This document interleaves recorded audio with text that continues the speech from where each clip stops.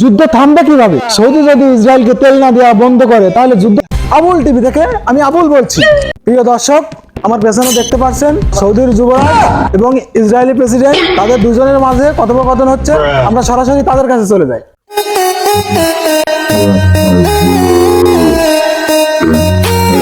السامرة والشظة النار في النار 文静卡，玩意啊，眼睛啊， والصيبة النبا والسيفنا عند السماء 文静卡，我爱吃，我也爱吃。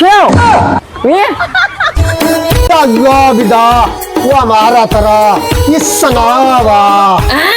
প্রিয় দর্শক, এতক্ষণ আমরা সৌদি যুবরাজ এবং ইসরায়েলি প্রেসিডেন্টের কথোপকথন শুনছিলাম। তাদের কথোপকথনে আমরা যেটা বুঝলাম, তারা তেল বেচাকেনা করছে। আসলে সৌদি যুবরাজের কাছ থেকে ইসরায়েলি প্রেসিডেন্ট বিপুল পরিমাণে তেল কিনছে নগদ ডলার দিয়ে। তাদের মাঝে সেই কথোপকথনই হচ্ছে। চলুন আবারও তাদের কাছে নিয়ে যাই সরাসরি।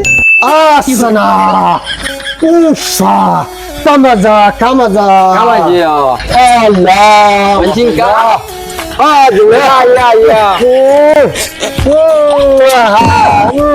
يا حبيبي حبيبي الصدى عند ولا الدولار دولار جاكيت جاكيت دولار جاكيت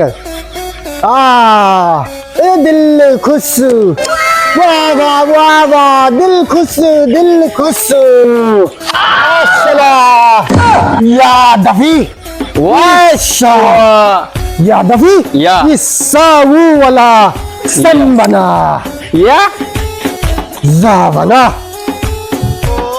يا كدافة يا ما في بناصر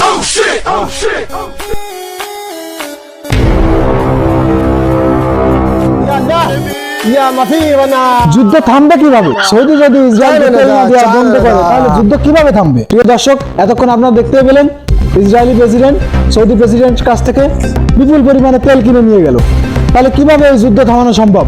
এত পরিমাণ তেল যদি সৌদির প্রেসিডেন্ট ইসরায়েলি প্রেসিডেন্টের কাছে বিক্রি করে তাহলে যুদ্ধ কিভাবে থামবে? আপনারাই ভাবুন।